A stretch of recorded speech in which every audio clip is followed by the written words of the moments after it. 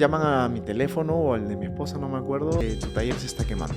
Yo llego a casi a las 12 de la noche y las llamas estaban al cielo, ¿no? O sea, todo nuestro trabajo se perdió de la noche a la mañana. Yo quería irme de mi casa, o sea, yo quería independencia. No quería ser un famoso artista, no. Yo quería independencia. Y yo creo que el gran reto del emprendedor al final siempre es tener una disciplina. Y al principio cuando empiezas eso es lo más difícil de tener. Que yo me di cuenta que al no haber referentes, y yo dije, puedo hacer lo que me da la gana. Reviso los correos y Instagram me había cerrado la cuenta. Me había tirado 3 strike en una. Fue un momento de mucha crisis y se convirtió en un momento de una oportunidad tremenda. Me vi con un pedazo de madera y no tenía ni idea de qué iba a hacer. O sea, era mi gran oportunidad y no tenía idea de qué hacer. Entendí esta frase de Picasso que decía, la inspiración llega, pero tiene que encontrarse trabajando. Y yo creo que un poco de eso se trata la vida al final. A veces nos matamos tratando de lograr un objetivo, no disfrutando el momento y las cosas que tenemos.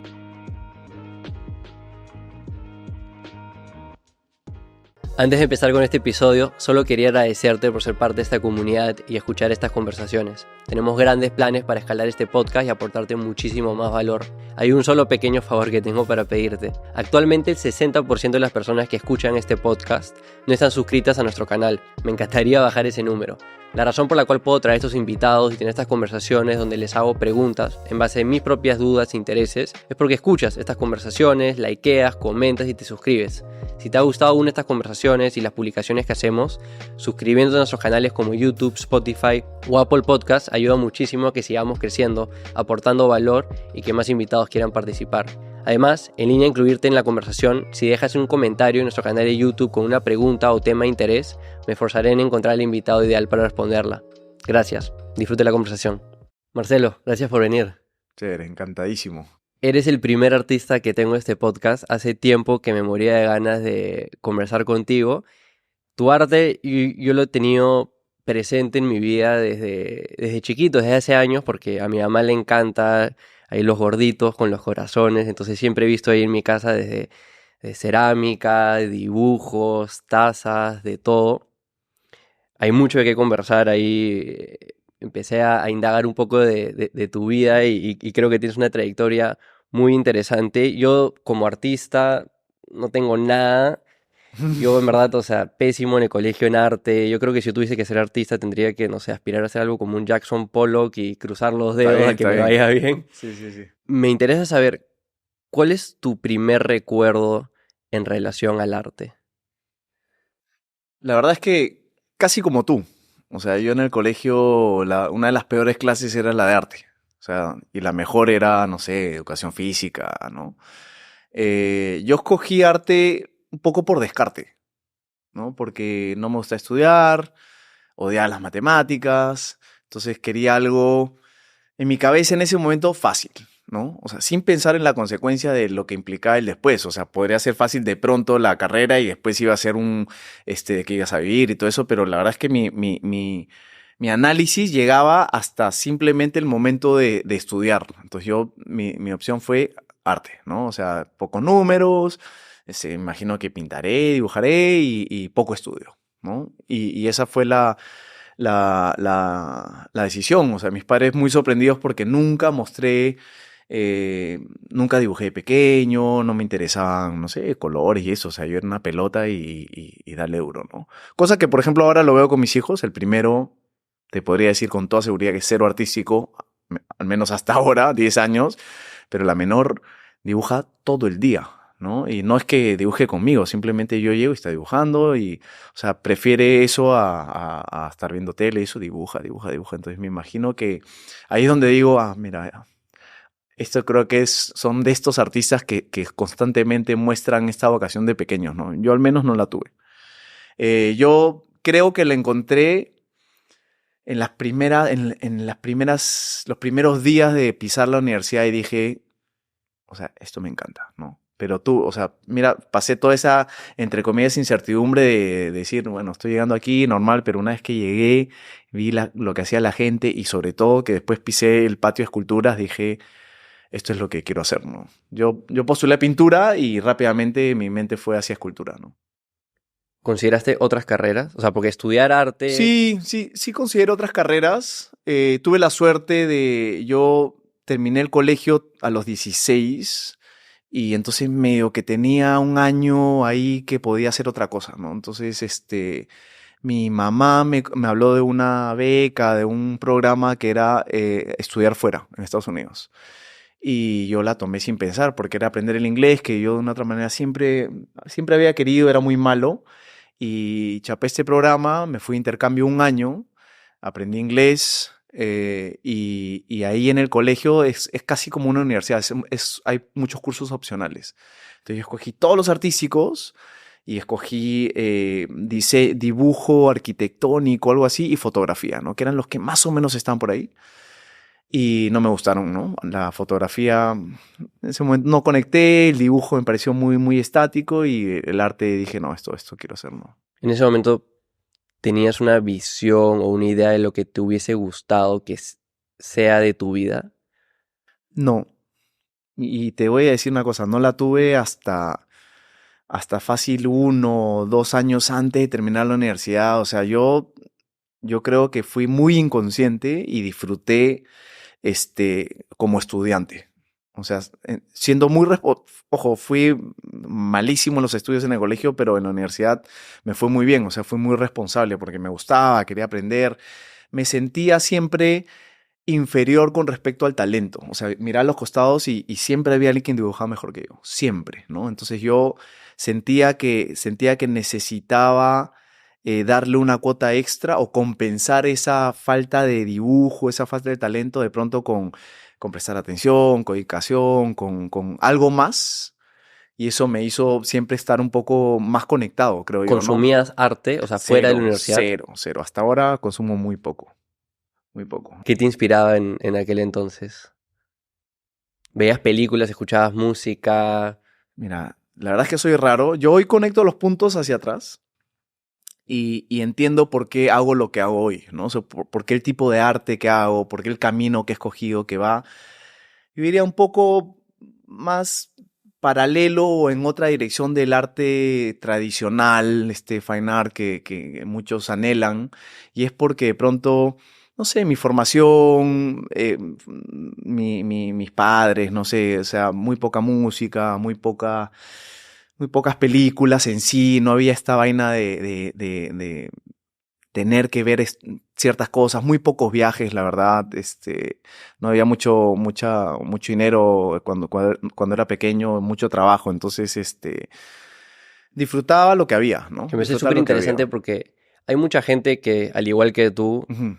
en el colegio no se encontraba, en la universidad tampoco hasta cierto punto, no saben qué quieren hacer con sus vidas, pero estudian tal vez administración o ingeniería o comunicaciones o otra carrera, ¿no?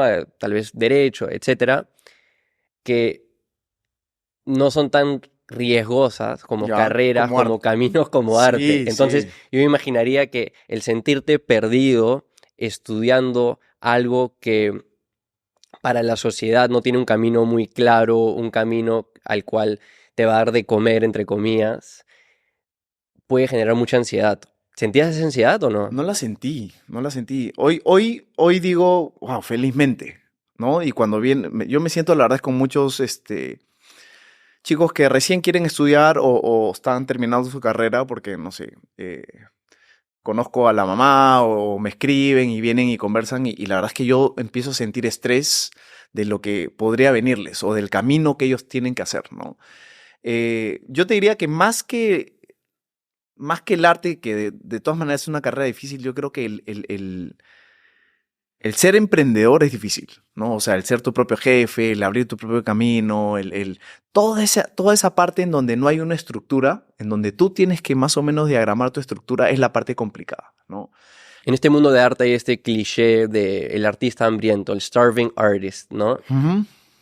Ay, sí. Y yo la tuve, o sea, es más, yo recuerdo los primeros años de pronto, no solamente eso, sino el look, la moda, o sea, yo me ensuciaba a propósito, ¿no? Y tenía todo este rollo, o sea, sí lo tuve, sobre todo en los primeros años, pero rápidamente me di cuenta que de pronto no era tanto lo mío, ¿no? Por eso es que, como te digo, el camino que fui escogiendo fue un camino que felizmente se fue dando de manera natural, ¿no? Y sobre todo porque al final yo me vi solo, ¿no? Solo en tratar de encontrar mi propio camino. O sea, no tuve de pronto un ya propina o un ingreso en donde yo podía estar tranquilo y soñar con las cosas que a mí me gustaría. Yo tuve que ir de frente a ver cómo podía vivir de esto. Y ahí es donde empieza todo, ¿no? ¿Recuerdas a un profesor de la universidad que te ayudó a alinearte de alguna manera?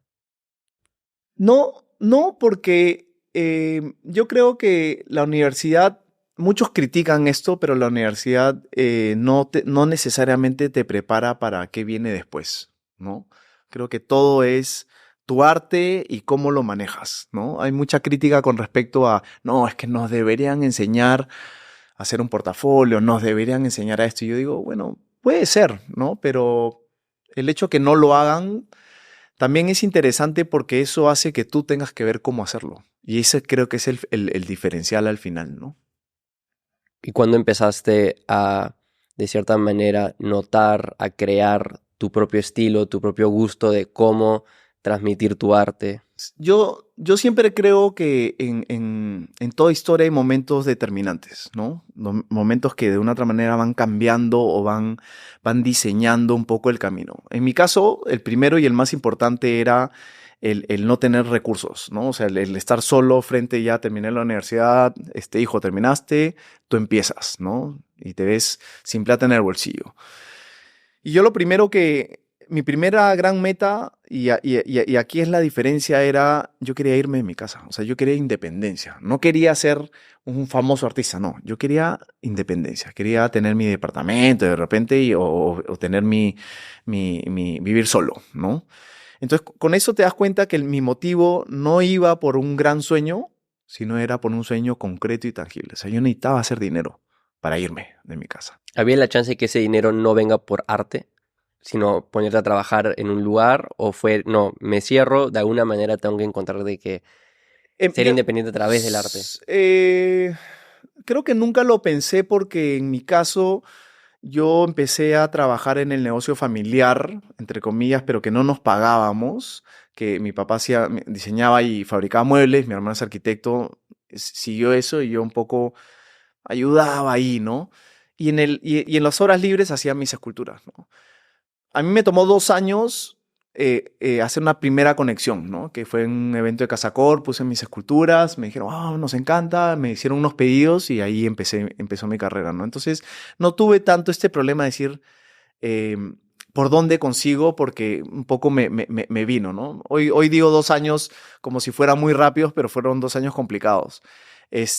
Pero definitivamente eso un poco marca para mí el cómo empiezo. Y yo creo que el gran reto del emprendedor al final siempre es tener una disciplina, ¿no? Y al principio cuando empiezas eso es lo más difícil de tener, ¿no? Y a mí me costó un par de años encontrarla, ¿no? Y levantarme temprano y empezar a ver cómo empezar. Antes de que encontraras esa disciplina, ¿cómo era tu día a día como artista? Era un desastre. O sea, y cuando digo desastre es que el gran problema es que tú entras en un loop de depresión y tu autoestima se va al piso, ¿no? Porque no te encuentras, evidentemente estás expuesto un poco a tu familia, a la sociedad, en donde siempre están constantemente preguntándote, ¿y qué haces? ¿Qué vas a hacer? O te dicen, trabaja, haz algo, ¿no? Entonces eso te termina hundiendo más, entonces te duermes muy tarde tratando de pensar qué hacer y te levantas tardísimo también porque entras en ese loop y Mucha gente ahorita está en ese loop. de todas maneras, Gente que está ¿no? escuchando esto. De todas maneras. Entonces, yo siempre digo, yo por suerte a mí me llegó esta frase así, hoy de nuevo uniendo los puntos digo que paja, pero era esta frase de Disney que decía, si quieres crear lo fantástico, primero tienes que entender lo real, ¿no? Y yo decía, sí, o sea, yo ahí ya soñaba con ser un gran artista, quería viajar, quería exponer, quería hacer esto, quería hacer lo otro. Y decía, pero, ¿qué cosa es lo real? Y me miré y dije, no tienes un sol, no has logrado nada, no tienes obra, no tienes portafolio, no tienes contactos, o sea, realmente dije, wow, no tienes nada. O sea, ¿cómo piensas hacer una gran escultura si no tienes herramientas? No tienes para comprar, no sé, la piedra o la madera. No tienes el lugar para hacerlo. Entonces ahí me di cuenta realmente que estaba soñando, frustrándome y entrando en depresión por todo lo que no podía hacer, pero que realmente no tenía para hacerlo y estaba en cero. Entonces ahí es donde dije, wow, empecemos, ¿no? Ahí empecé. ¿Qué significó empezar? Empezar significó primero sentarme a darme cuenta de todas las cosas que no tenía y que necesitaba tener para poder mínimamente interactuar con las cosas que yo quería, ¿no? O sea, por ejemplo, como artista necesitas tener un portafolio. La gente te dice, man, ya has estudiado arte, ¿qué haces? No te voy a contar, hago esto, hago lo otro, o sea, te tengo que enseñar fotos. Y las fotos que yo tenía eran fotos de trabajos de universidad, ¿no? Que no tenían nada que ver una cosa con la otra. Entonces, y eso tomaba tiempo.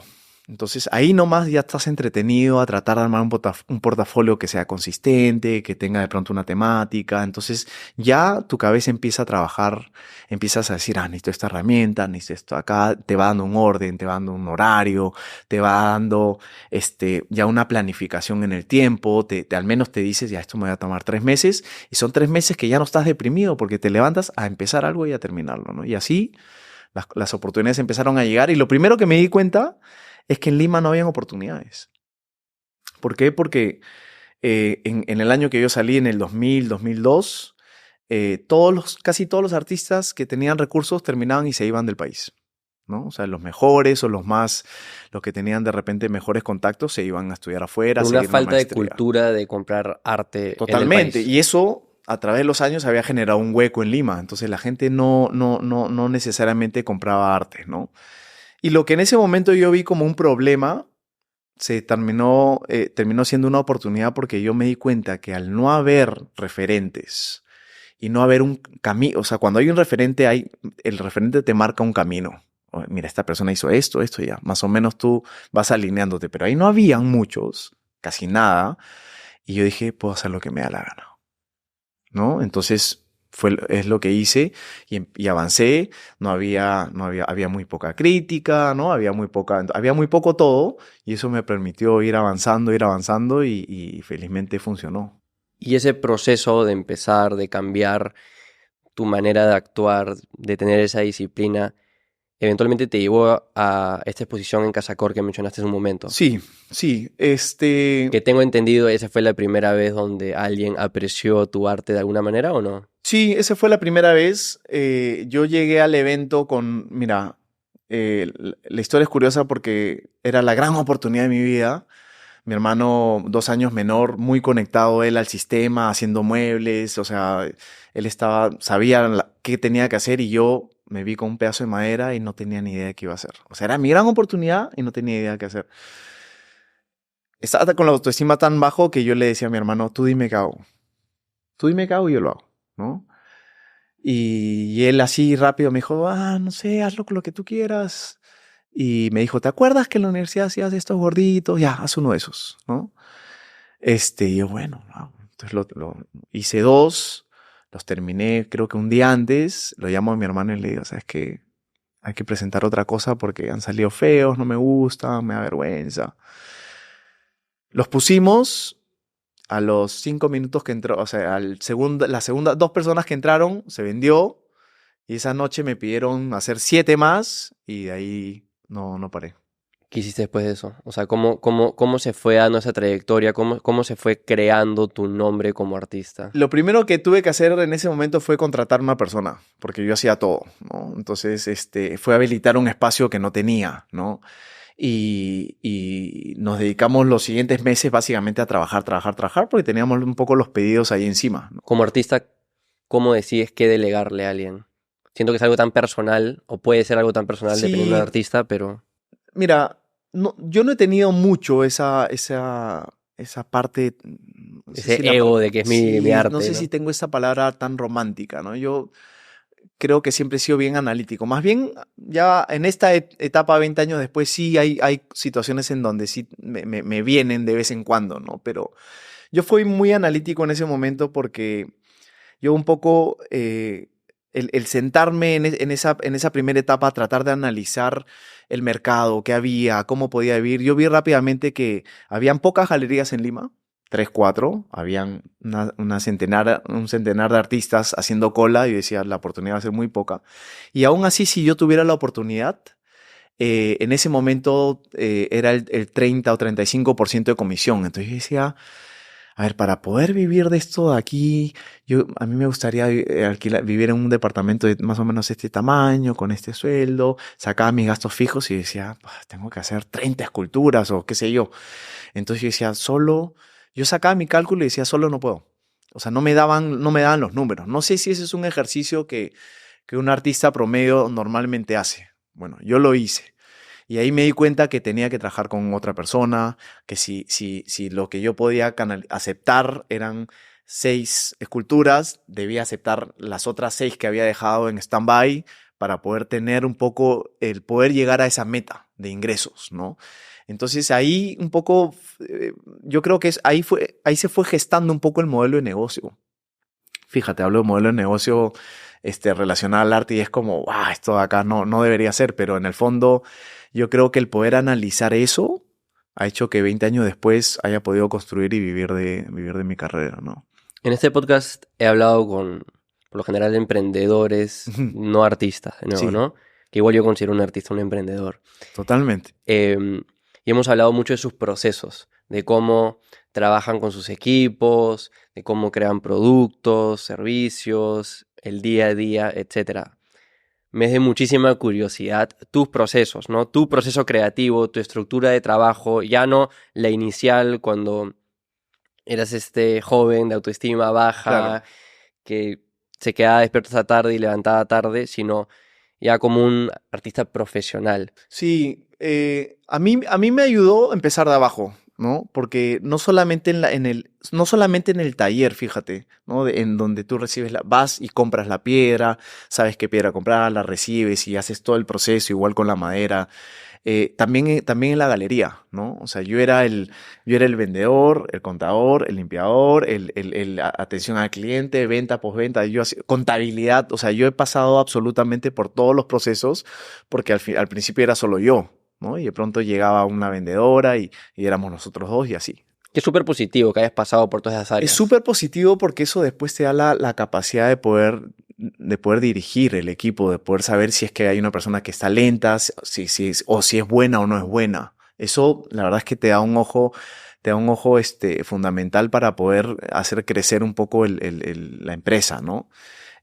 Hoy ya tengo la suerte de, como te digo, 20 años después, un incendio después, la verdad es que varios incendios, diría yo, de poder estar más en el lado artístico, ¿no? Porque hasta antes del incendio, hace 10 años, aún estaba en la parte de pronto, un poco de contabilidad, un poco de ventas, veía, hoy ya no veo nada de eso, ya estoy en el lado totalmente creativo. Y como me entregué a ese lado, vi maneras de poder crecer esa parte. ¿Cómo? Definitivamente con más profesionales y con más diseñadores y un poco haciéndole caso a la modernidad, ¿no? Impresiones 3D, diseño por computadora y todo ese tipo de cosas que nos han abierto un panorama tremendo con respecto a la producción y con respecto a la exploración de nuevos procesos. O sea, la misma inteligencia artificial la hemos usado a veces para ciertos temas en donde nos acorta mucho el proceso creativo, porque te viene una persona y te dice, mira, quiero algo inspirado en tal cosa, y te bota ciertas ideas que pueden ser un punto de partida para algo interesante. Al menos hasta ahora, yo creo que eso va a ser algo alucinante para los artistas, ¿ah? A lo largo de tu carrera, ¿cómo fue el proceso de decidir qué crear? Porque tú tienes tu estilo, ¿no? O sea, todo artista, o por lo general, todo artista tiene un estilo que lo representa, ¿no? No sé cómo llegan a eso, si es porque a la gente le gusta o a ellos les gusta, pero se vuelve casi como que encuentran el estilo y luego repiten e iteran con pequeñas variaciones, pero ya sobre un core estilo, que Es para cierto. ti en parte fue los gorditos, los corazones, ¿verdad? ¿Cómo llegaste? ¿Fue porque pegó en Casacor porque tu hermano te dijo los gorditos y Prácti- luego seguiste con eso? prácticamente. Y eso es yo creo que eso fue la clave, porque hoy, si yo me siento con alguien, quizás el consejo que yo hoy le daría es tratar de encontrar un personaje o un estilo, ¿no? Ojo, cuando tú encuentras tienes que explorar muchos, ¿no?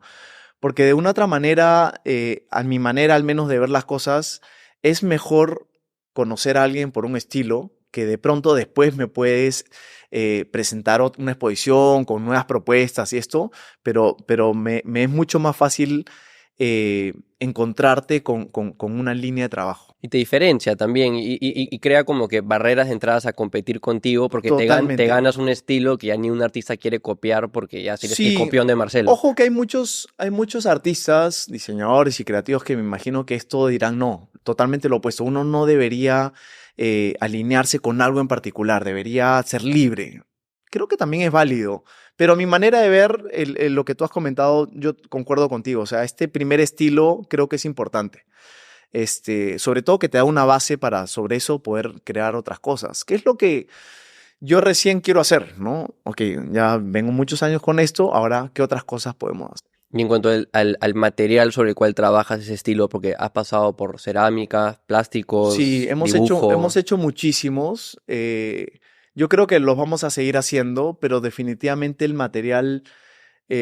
material por excelencia siempre va a terminar siendo los tradicionales, ¿no? La madera, la piedra y el metal, ¿no? Porque te gusta trabajar en el día a día con Porque ese son material. con los que además he estudiado, fíjate, ¿no? Porque la tecnología nueva, el 3D, la resina, la impresión, el diseño por computadora, me encanta, pero no es algo que yo lo hago, ¿no? O sea, tendría que meterme a estudiar y de pronto es un tiempo que no necesariamente me gustaría perderlo en esa parte, teniendo ya parte personas en el equipo que lo manejan, Puedo ¿no? estar equivocado, pero también me imagino que es más difícil que alguien aprenda los materiales. Hoy en día, en un mundo moderno, donde en la universidad ahora te enseñan estas nuevas herramientas digitales o puedes aprender gratis online herramientas digitales, a que alguien diga, voy a comprar materiales y empezar a trabajar con cerámica y hacer una carrera en base a cerámica. Sí, mira, yo, yo te diría que al final, yo soy de los que pienso que todos podemos aprender todo, ¿no? Definitivamente el talento es una pieza fundamental dentro de esa estructura de hacer, pero, pero la verdad es que mis talleres, al menos, es gente que no tenía ni idea del arte y hoy, o sea, hacemos arte, ¿no? Entonces, yo pienso que esa parte se va aprendiendo, ¿no? O sea, con el tiempo, hay gente que definitivamente le gusta más que otra, entonces van avanzando más, pero no lo veo como un impedimento. ¿Y cómo era tu filosofía de, volviendo un poco al mismo punto, de decidir qué crear y cómo ha cambiado en el tiempo, en el sentido de, es un tema de, o sea, como artista, ¿no? De levantarte todos los días y a ver qué me provoca hoy día y hoy día le voy a poner un sombrero al gordito o hoy día me provoca dibujar o con el tiempo se fue formando como que una estrategia de qué crear para Mira, vender. lo que tú comentas es súper interesante y de nuevo, hay cosas que tú no ves al principio que pronto o te gustan al principio que luego te empiezan a pesar o te empiezan a hacer como un problema, ¿no? Al principio, cuando yo no tenía nada, lo único que quería era hacer algo, hacer una escultura, ¿no? Luego vienen los gorditos estoy feliz haciendo eso. Este, pero así como yo digo, ¿no?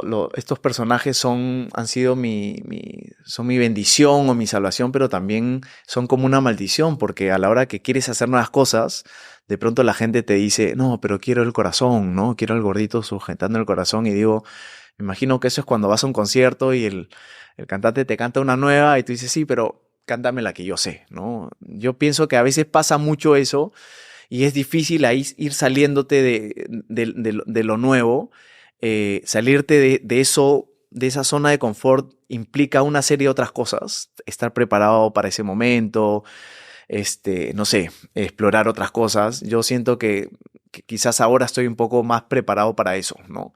Em, lo cierto es que a lo que tú decías, eh, yo todos estos años no he tenido mucho, la oportunidad de poder plantear temas muy propios. O sea, yo pienso que es una suerte porque los proyectos han ido llegando, ¿no? Es como, bueno, ¿qué hacemos este año? Y de pronto nos llega una invitación para hacer El Principito, de Disney y una alianza por aquí. Entonces, cada principios de año o un poco enfrentando al año siguiente, ya íbamos armando la agenda de todo lo que podía hacer el siguiente año, ¿no? Entonces, no había la urgencia de ir ahondando en temas, en qué cosas quisiéramos hacer de manera personal, ¿no? Al principio eso era súper chévere y hoy es como, de pronto quiero hacer algo propio y no tenemos el espacio en el tiempo para hacerlo, ¿no? ¿Cuál ha sido la obra favorita, tu obra favorita? Yo te diría que es la obra que hice en Magdalena, es una obra muy grande y es favorita porque yo perseguí ese proyecto por, creo que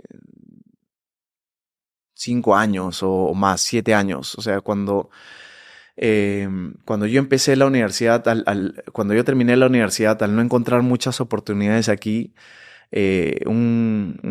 veía que un artista que me encanta a mí, que se llama Aldo Shiroma, viajaba y hacía esculturas afuera. Y él me decía, Marcelo, eso tienes que hacer, ¿no? Y seguí su consejo y empecé a aplicar y por ahí empecé a hacer escultura afuera. Y decía, mi sueño es hacer una escultura de estas en Perú, ¿no? Y trataba y era muy complicado lograrlo. ¿Aplicar dónde? ¿Como que licitaciones? ¿O? No, hay eventos en todo el mundo. Yo he viajado a Turquía, a Irán, a Argentina, a Chile, a España y te invitan, a veces tú pagas tu pasaje o a veces te pagan todo y vas con tus herramientas, llegas, hay una piedra y tú las tallas y la dejas en un parque. Para mí era, o sea, para un artista y sobre todo un escultor es increíble porque es un espacio público, conversas con la gente y dejas la pieza en ese lugar, ¿no? Entonces yo decía, quiero hacer esto en Lima. Y estuve persiguiendo ese proyecto por años y esa escultura un poco fue la culminación de ese sueño y casi la inauguro con el nacimiento de mi hijo, más o menos. Entonces fue un momento bastante bonito. Me interesa preguntarte, porque ¿cuál es tu obra favorita? ¿Cuál es la que mejor le fue hacia el mundo exterior, el ojo de otras personas? Sí. Porque creo que calza bastante con algo que te quiero preguntar, que es ¿cómo decides cuando una obra ya está lista? O sea, por ejemplo, tal vez gente que nos escucha hace arte o crea contenido online o tiene un negocio y ese negocio tiene un producto, un servicio y no saben cuándo sacarlo al mercado, cuándo ya venderlo, cuándo ya exponerlo y esa línea entre perfeccionismo y cuando algo ya está listo es bien gris. Mira, yo he sido muy perfeccionista antes. En todo caso, mucho más que ahora. Y no salía y lo volví a hacer.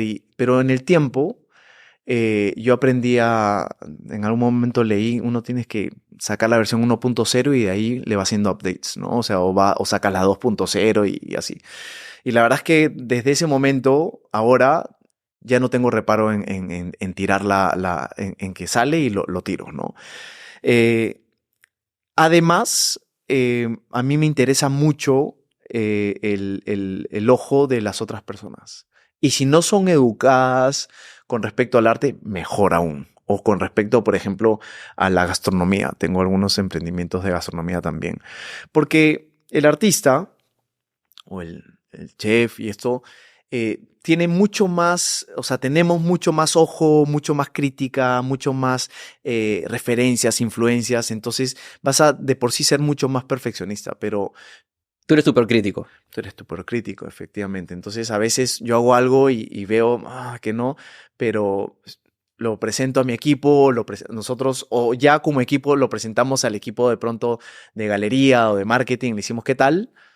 Perfecto, o le hacen algunos comentarios y ya está. Y nosotros simplemente entendemos que eso ya no somos tan rigurosos con eso porque a veces la pieza que a nosotros de pronto algo no nos funciona, el otro no lo ve o en todo caso lo ve mucho mejor que tú, ¿no? Eres proactivo con buscar feedback. Súper, sí. Con mi equipo y sobre todo con personas que no son de nuestro equipo porque es la que le dan la otra visión, ¿no? ¿Hay una pregunta en particular que te gusta hacer o una línea de por dónde llevar ese tipo de conversaciones? No, pero ahora que te acabo de decir eso, ayer fui justo a mi oficina y estábamos viendo nuevos diseños y la gente de mi equipo estaba viendo un prototipo y uno dice como que...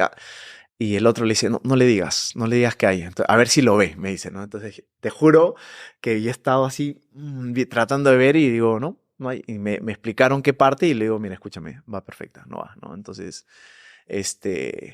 yo creo que es importante eso. Para mí siempre es importante, me has preguntado la frase y yo siempre, la manera en que trato de empoderar las posiciones con respecto sobre todo a problemas son, ¿y tú querías? ¿No?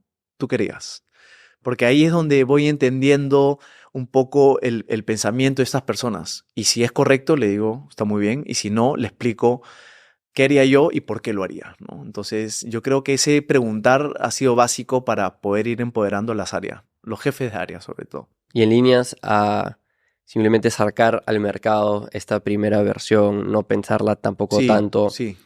¿Te das algún tipo de deadline, plazo para una obra? ¿Es un tema más de feeling que a veces tú crees que un proyecto puede demorar, me invento, 2 semanas y termina demorando 3 y está bien? ¿O termina demorando un mes y está bien? ¿O es más como, no? O sea, ¿cómo es ese proceso? Es bien chévere ese proceso porque, mira, con esto ya entras, yo diría, ya entras más al área de diseño, ¿no? El área de arte, en el fondo, como artista, te puede no interesar. Es como, esta es mi inspiración, yo lo hago porque quiero y listo, ahí está. Y al que le gusta sí y al que no, no. En el caso del diseño es totalmente distinto, porque efectivamente tú diseñas una pieza con una expectativa en el mercado. ¿Ya? El artista también, solo que no lo dice, ¿no?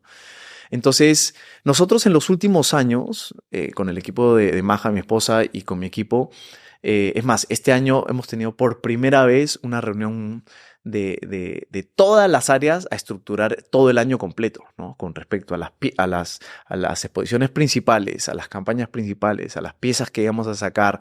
Y todas las áreas iban diciendo, por ejemplo, no sé, la galería, esa pieza de qué tamaño va a ser, ¿no? Y cuál va a ser el precio, debería ser un poco más grande, debería ser un poco más chica, cuál va a ser el empaque, el área de pronto de audiovisual o marketing, ok, pero a esto acá le harían un reel, le harían una foto, va a ser un post, entonces esa parte, te juro que cuando yo estuve en esa reunión me pareció como un sueño que había tenido cuando empecé, ¿no? O sea, yo mis sueños, mira, no diría la palabra como artista, pero como egresado eran tener una fábrica y tener un equipo multidisciplinario que pueda ir analizando un poco todo el desempeño de todo el año con respecto a las piezas que se iban a sacar, dónde se iban a exponer, si iban a estar en nuestra galería, en algún lugar en particular, si se iban a tratar de esta manera, de esta otra, y eso me grafica un poco el camino que hoy seguimos, ¿no? Que va obedeciendo estrategias, va obedeciendo a una serie de cosas que hemos ido aprendiendo en el tiempo. ¿Hay una habilidad en particular que tú tuviste que desarrollar para poder gestionar ese equipo? Sí.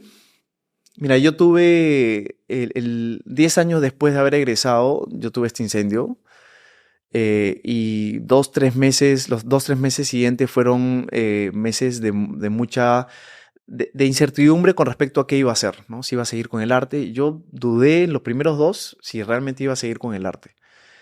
Hablemos de eso, hablemos del incendio, porque creo que es un tema que, como mencioné, la gente le va a interesar mucho. O sea, tú tenías un taller donde también estaba tu oficina y tu tienda, Sí, básicamente. mira, yo lo resumo así. Imagínate construir una empresa, una carrera con esta profesión que es muy complicada, ¿no? Difícil el arte, es dificilísimo vivir de esto. Lo logras y 10 años después tienes una oficina, un taller, una tienda, un almacén, ¿no? Una estructura más o menos armada y Que para eso bien bonito, o sea, no es que, o sea, Sí, sí, sí. Y de la noche a la mañana se quema y tú no tienes seguro. O sea, te quedas... ¿cómo se quemó? Porque era plástico, había bastante Era plástico y... 23 de 11:30 de la noche, 23 de diciembre, cayó un fuego artificial y se prendió, ¿no? Entonces, esa ha sido la Navidad más triste de mi vida. Pasamos 24, mi hijo tenía 3 meses, Maja, mi hijo y yo, y bueno, 24, 25 era como, ¿qué hacemos? En casa. Felizmente teníamos donde vivir. Entonces los siguientes meses era una incertidumbre de ¿qué puedo hacer? Hago de nuevo. Perdón, te interrumpo un Cuéntame. segundo. O sea, cuéntame el momento cuando te llaman o te enteras Sí, a mí me que se había incendiado. llaman a mi teléfono o al de mi esposa, no me acuerdo, tu taller se está quemando, ¿no? Y yo dije, O sea, había escuchado que te hacen ¿no? Para que tú salgas corriendo y de pronto te roban, ¿no? Y mi esposa llama a los bomberos y le dicen, sí, es un incendio grande en la mar, ¿no? Entonces ella me dice, anda. Yo llego a casi a las 12 de la noche y las llamas estaban al cielo, ¿no? Básicamente el trabajo con los bomberos fue que no se expandan los costados. Y yo decía, por favor, porque o sea, no tenía ni cómo pagar lo mío y si se pagaba para el costado, olvídate, iba a estar en una deuda total, ¿no? Felizmente lo logramos controlar y bueno, nos quedamos con eso, ¿no? Con el taller en O sea, y ceniza. estaba todo en cenizas. ¿Qué había dentro?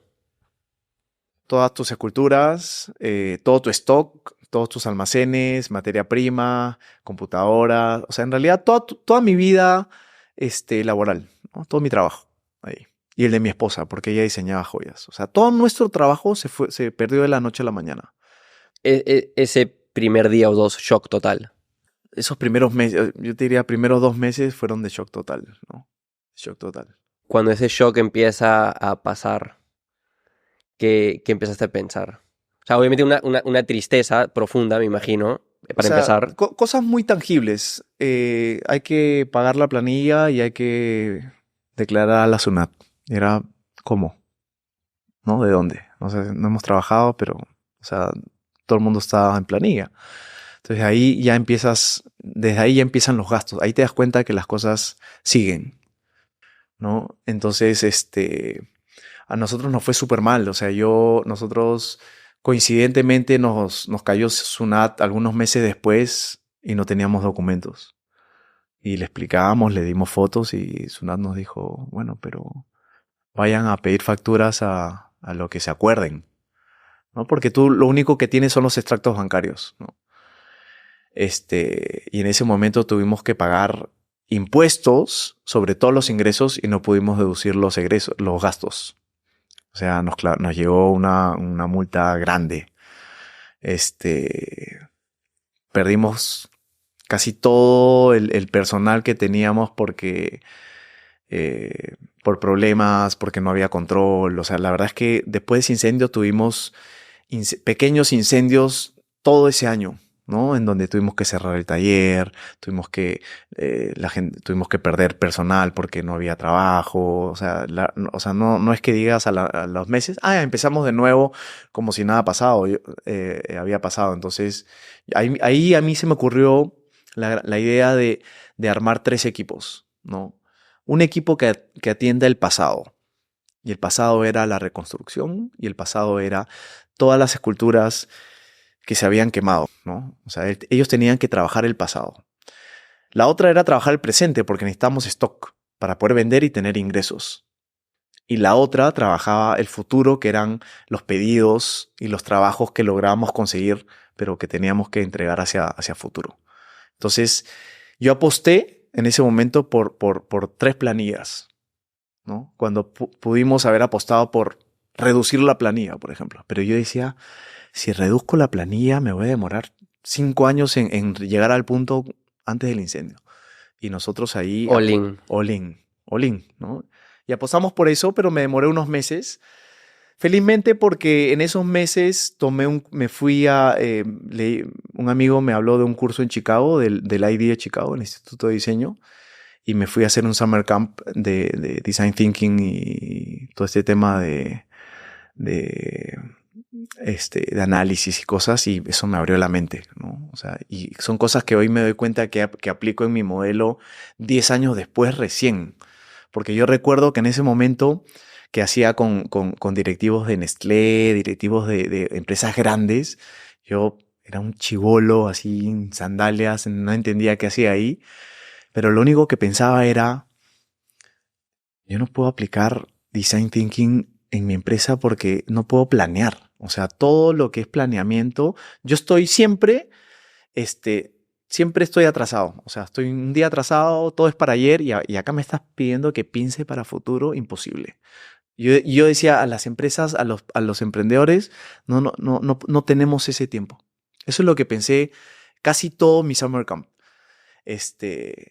Y bueno, hoy ya no soy tan chico como en ese momento, pero y tal vez por eso es que me da la capacidad de poder hacer un planeamiento a futuro, no mejorar áreas de pronto, pero eso me abrió un poco la mente a poder diseñar, o sea, una estrategia, un plan hacia dónde quieres ir, ¿no?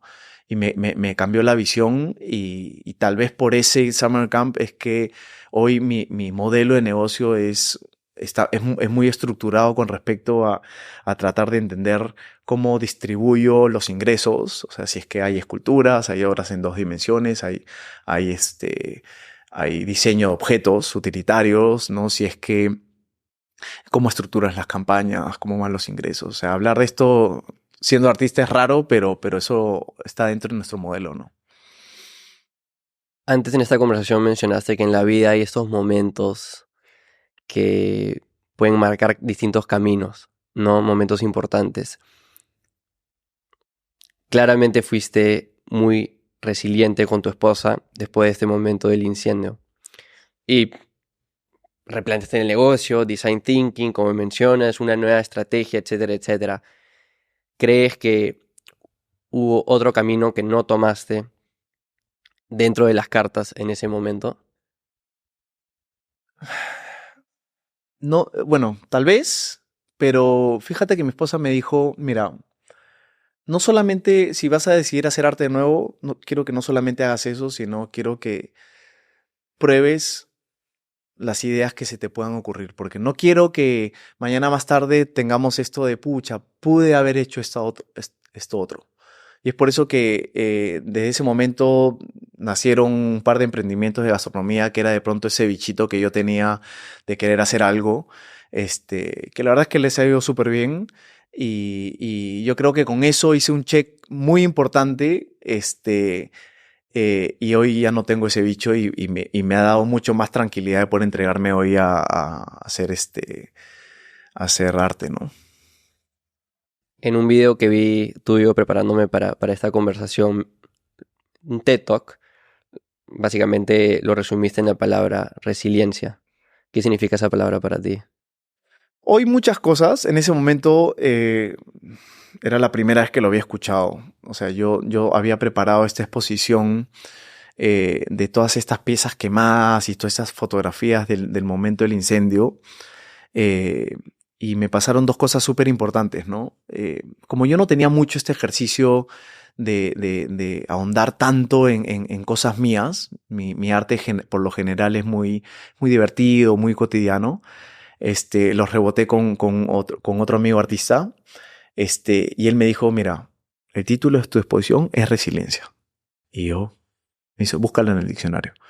Tenía ni idea de la palabra, estamos hablando del 2012. Hoy la palabra resiliencia, ser resiliente, se usa mucho, ¿no? Está hace 10 años muy poco. Y lo busqué y dije, bueno, ya, definitivamente esto es lo que estoy viviendo.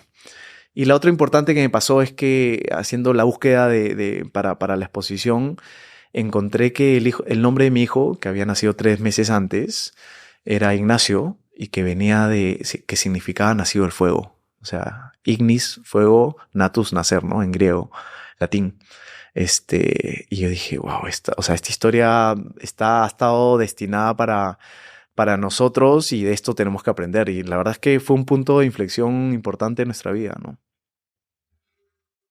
¿Dirías que ese fue el momento más cercano a dejar el arte para ti? ¿O hubo otro momento a lo largo de tu carrera donde tal vez estuviste más cercano a dejar el arte? Sin lugar a dudas fue el más cercano. Y una de las razones es porque hasta ese punto, hasta ese momento yo sinceramente había cumplido la mayoría de las metas que me había propuesto y mucho más de los sueños que de pronto había soñado con el arte. O sea, es más, estaba viviendo de eso.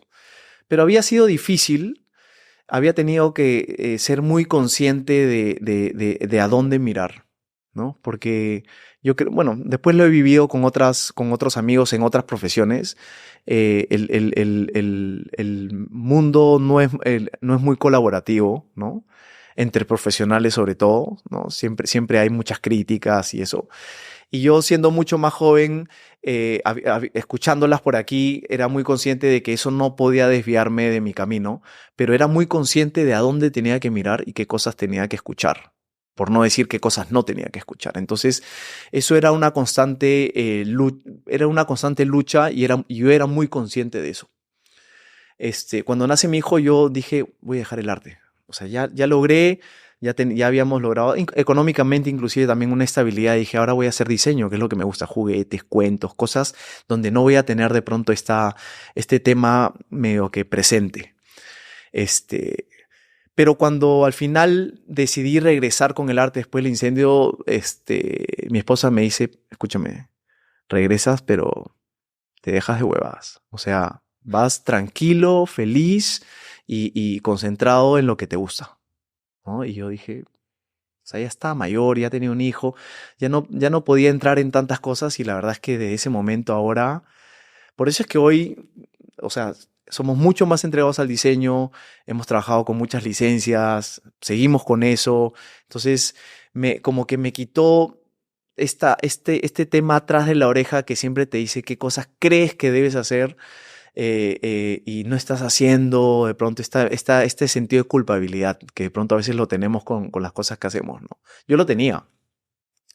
Hoy no lo tengo y al contrario, hoy disfruto mucho más el camino, ¿no? ¿Qué tanto crees que ese hecho de que no te arrepientas de nada prácticamente a lo largo de tu trayectoria se debe a que medio que ya lograste muchas de las cosas que cuando eres universitario, ansioso, con una autoestima baja, querías lograr, ya lo lograste, versus estás haciendo las cosas en el día a día que te apasionan, que te gustan? O sea, ¿cómo ponderas eso? Porque hay muchas personas que quieren sentirse así, que no se arrepienten, que no sentirse arrepentidas en el futuro, pero no necesariamente van a lograr lo que quieren. Sí, es que yo creo que ahí la cuota fundamental es el lograr llegar a algún punto, ¿no? O sea, un punto en donde de una u otra manera es una cierta meta que te puede dar una estabilidad económica o te puede llevar a otro lugar. O sea, creo que eso es fundamental. Yo creo que tuve la suerte no sé, de pronto por el lugar de donde vengo, la familia de donde vengo, es que las metas que me tracé fueron muy chicas, ¿no? Era un momento en donde el internet tampoco estaba muy corto, entonces hoy es muy difícil porque agarras la cantidad de estímulos, la cantidad de proyectos, o sea, te hacen soñar demasiado. Yo considero que hay un sobreestímulo de cosas en donde si tú hoy te seteas con el celular y trazas un trabajo, mañana vuelves a hablar del celular y ese camino lo mejoras y el tercer día lo mejoras más y no solamente eso, sino que al siguiente ya te estás trazando el siguiente proyecto y el siguiente y eso al final nos deja, pucha, no has avanzado. Yo creo que la clave es hacer. Que vuelve al tema de la disciplina, ¿no? O sea, Sí. yo escucho bastante en este mundo de negocios o recomendaciones en este mundo de negocios de gente que admiro, que hablan de estar free from outcome, ¿no? Libre del resultado, ¿no? O sea, no quieres necesariamente anclar toda tu autoestima a un resultado, pero lo que sí debería hacer es ser disciplinado, actuar. Suena cursi, ¿no? Pero dar lo mejor de ti. Claro. Y si haces eso, independientemente si logras el resultado o no, te puedes sentir bien, no arrepentido de lo que sucedió. Mira, sí, yo creo que, o sea, definitivamente es importante trazarte una meta, ¿no? Y saber que Una dirección tiene que haber. exactamente, porque eso te da la dirección, ¿no? O sea, en mi caso, la meta inicial fue irme de mi casa y la dirección era generar dinero. Y ahí te preguntas, ok, ¿puedes generar dinero haciendo lo que has estudiado, haciendo esta cosa o de pronto haciendo esta otra? Ya, pero mira, son tres decisiones en función a la dirección que tienes, ¿no? Entonces, esa dirección para mí es la que va determinando el camino. El gran problema que veo ahora es que los jóvenes a veces ven y dicen, ya, esta es la dirección que quiero, y te dicen, ok, este es el camino, pero dicen, no, pero es que yo quiero hacer este camino porque me parece más chévere. Y te dicen, pero ese camino te lleva allá, ¿no? Entonces, yo creo que entender eso es clave, porque es lo que más veo, ¿no? El soñar con una meta, pero querer caminar por otro camino para poder llegar a esa meta, que no es muy difícil que pase, ¿no? Pero en mi caso, como te digo, lo básico fue de pronto, no sé si bien o mal, pero no saber cómo soñar tanto. O sea, yo no sabía cómo hacer mi sueño más grande. Entonces estaban cerca y pude tener, veía una entrevista tuya, con la chica de Victoria Lab y que decía, había una parte donde hablan de estas pequeñas victorias, ¿no? Entonces yo tenía muchísimas pequeñas victorias, sobre todo en mi primera etapa, porque mis sueños eran ya. Entonces es hacer 10 esculturas y ya estaba, ¿no? Y ahora tratar de que se vendan y vendías una, dos, ¿no? Y así. Y todas eran chiquitas, chiquitas. Pero hoy alguien te dice, quiero tener mi empresa, ¿no? O quiero tal cosa. Y es como, quiero llegar a los tal likes. Y es como, wow, eso demora. Entonces yo no tenía muchos referentes de cómo trazar metas de pronto tan chéveres. Entonces me podía tener estas victorias pequeñas, ¿no? Creo que es un balance de las dos, ¿no? O sea, tienes que tener Hoy entiendo que tiene que ser un balance en las dos, pero en ese momento, como te digo... Porque hay mucha gente que se queda al revés, ¿no? A lo que tú dices, Todas ¿no? El estímulo... No, o al revés, ¿no? Que, o sea, ve el estímulo de redes sociales, ¿no? Ve el Ferrari, Lamborghini, que por lo general es alquilado a los que nos escuchan. Sí. Y se pone la meta gigantesca, pero es una meta tan abrumadora, tan grande, que hasta dar ese primer paso, esa pequeña victoria, se vuelve imposible porque ya Totalmente. se han puesto la meta tan amplia, tan grande, que ya no tienen ni la fe de que lo van a lograr. Entonces, ¿para qué empezar? Entonces, ese balance de actuar, pero también de no tener la visión suficientemente amplia para estar motivado, para en verdad aspirar a algo más grande, ¿no? Sí. Ese primer paso hoy en día considero que es muy difícil, porque por lo general ese primer paso es público.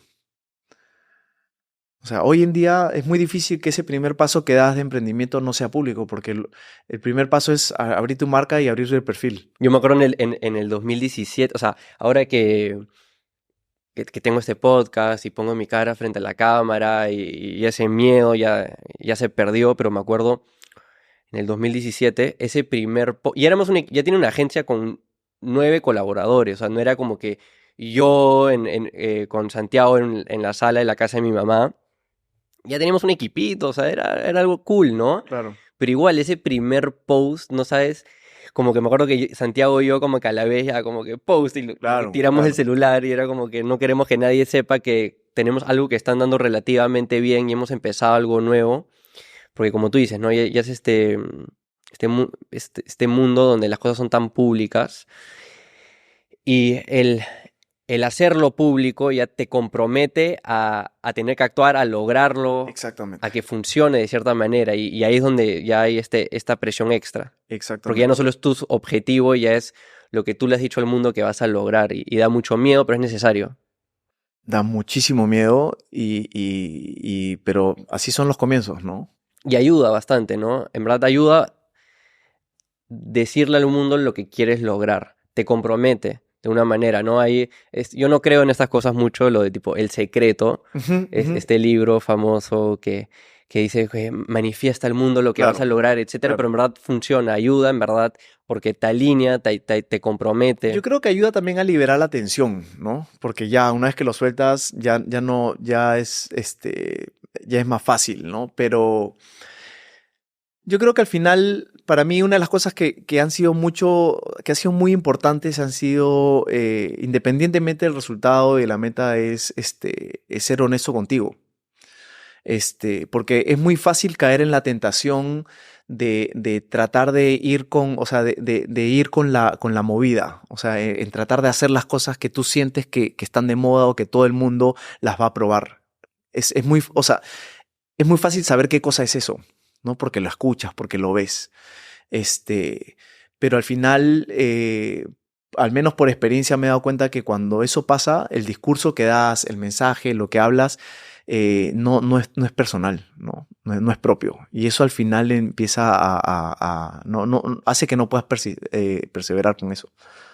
Hablando de lo de marcar una meta y eso marca un camino. El empezar una familia, tener hijos, ¿cambió de alguna manera eso para ti? Mencionaste hace un rato que cuando tuviste a tu hijo Ignacio, Sí, tu estilo de arte cambió, que querías hacer cosas para él. sí.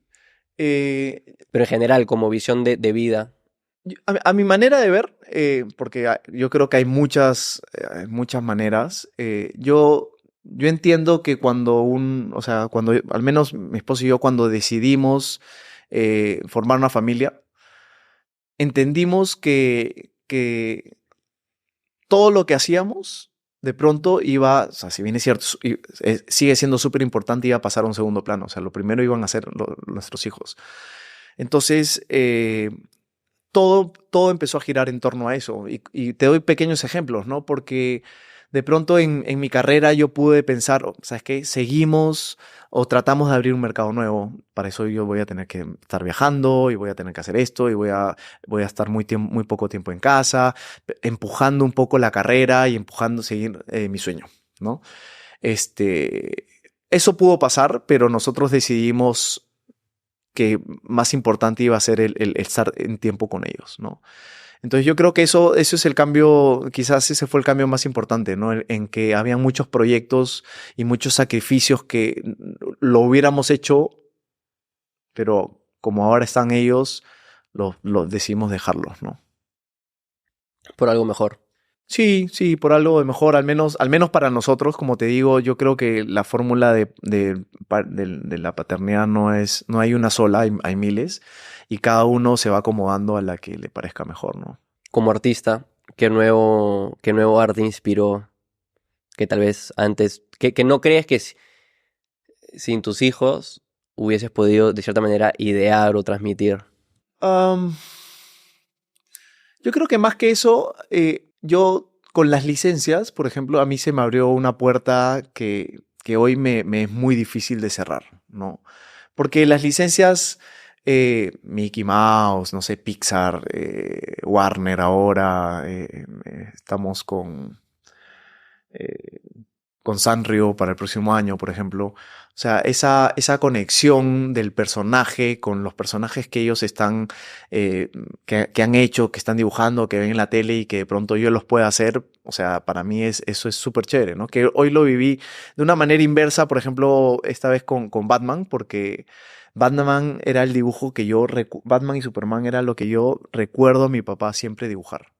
¿No? Creo que tenía pocos dibujos en su repertorio, pero de los que más dibujaba eran Batman y Superman, ¿no? Entonces, para mí, el yo poder dibujarlo, pero esta vez con el trademark, es como una manera súper chévere de poder decir hasta aquí llegué, ¿no? ¿Cómo se da eso de poder conseguir la licencia? En mi caso se da de una manera, un poco tortuosa porque yo, así como mis personajes se disfrazaban de muchos otros, ¿no? Con Mickey, con el Principito, de pronto con un traje de un deportista, yo los disfracé de mis personajes favoritos, ¿no? O de los que a mí me gustaban, Batman, Superman, ¿no? Flash. Y yo en pandemia cuando mi página estaba mejor que nunca, porque entenderás que en pandemia las redes sociales se consolidaron, los que pudimos consolidar nuestra comunidad lo hicimos. Tu Instagram. El Instagram, sí. Cuando estábamos súper chévere, un día trato de abrir la página y se me cierra. Y yo Otro incendio. entro a la página de mi esposa, se cierra, llamo a la galería, se cerró todo, reviso los correos y Instagram me había cerrado la cuenta. Me había tirado 3 strike en una, o sea, o sea, casi al mismo tiempo y investigando, Warner Brothers International había puesto una demanda de trademark, ¿no? Y yo, ¿cómo se levanta esto aquí? 1000 tutoriales, cada tutorial era más pesimista que el otro, ya esto no se recupera.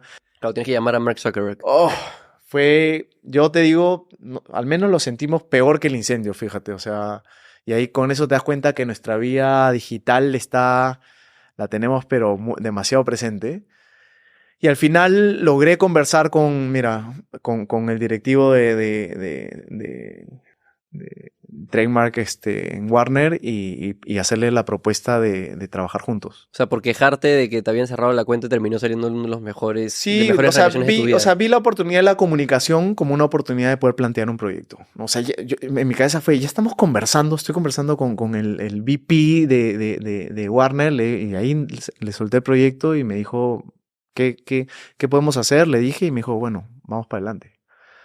O sea, la verdad es que a mí me gusta mucho esa historia porque fue un momento de mucha crisis y se convirtió en un momento de una oportunidad tremenda, ¿no? Y tú tienes el derecho de usar sus personajes en tu arte. Sí, todo, o sea, he firmado con Warner, ¿no? O sea, tengo todo DC, tenemos Harry Potter, Powerpuff, o sea, Thundercats, o sea, tenemos muchos que no hemos podido hacer por temas de tiempo, pero que estamos tratando de ver cómo algo más hacemos. ¿Cuál es el que te da más ansiedad, el que más quieres hacer?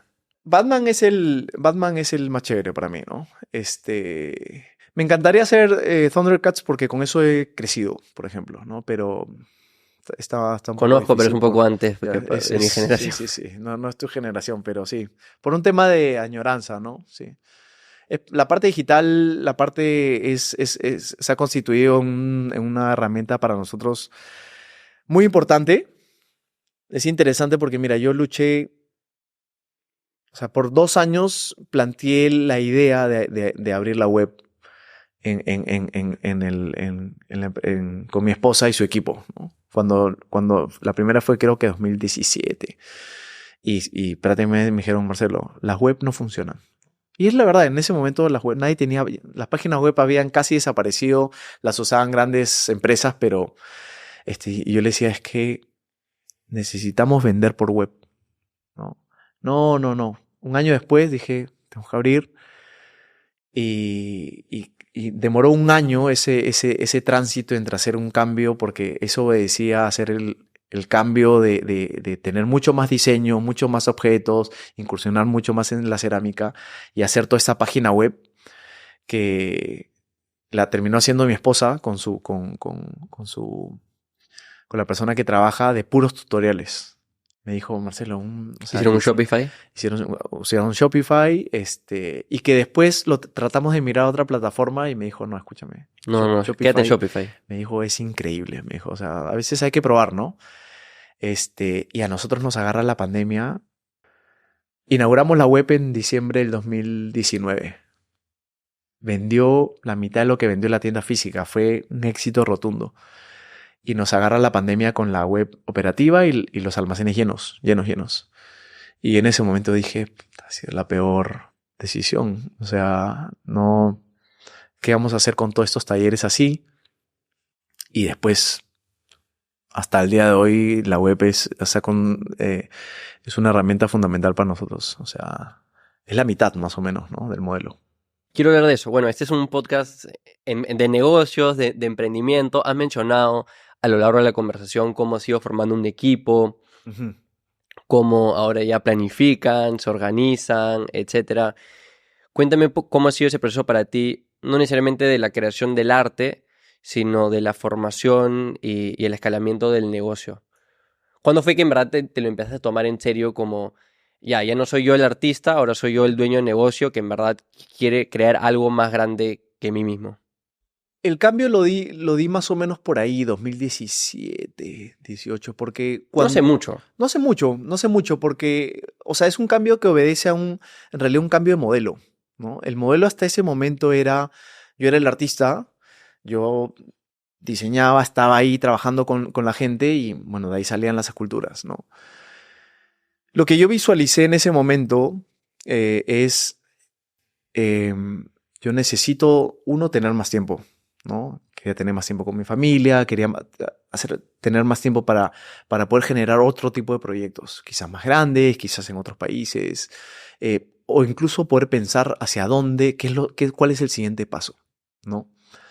Y si estaba en la cancha así, nunca lo iba a poder hacer. Entonces ese pensamiento me llevó a decir, a ver, si orientamos por lo menos la mitad o algo así del modelo hacia objetos, yo no tengo que estar. Yo los diseño, pero trabajamos con talleres, Es una producción en línea y funciona. ¿Tipo qué objetos? Dos tipos de objetos. Los utilitarios, tazas, vasos, qué sé yo, vajilla, ¿no? Y los otros que eran esculturas en cerámica. Es un material más industrial, ¿no? Entonces eso me permitía el poder... No solamente, mira, fíjate, no solamente me daba tiempo, sino me daba la opción de otro material con otra serie de características que a mí me parecían súper interesantes, ¿no?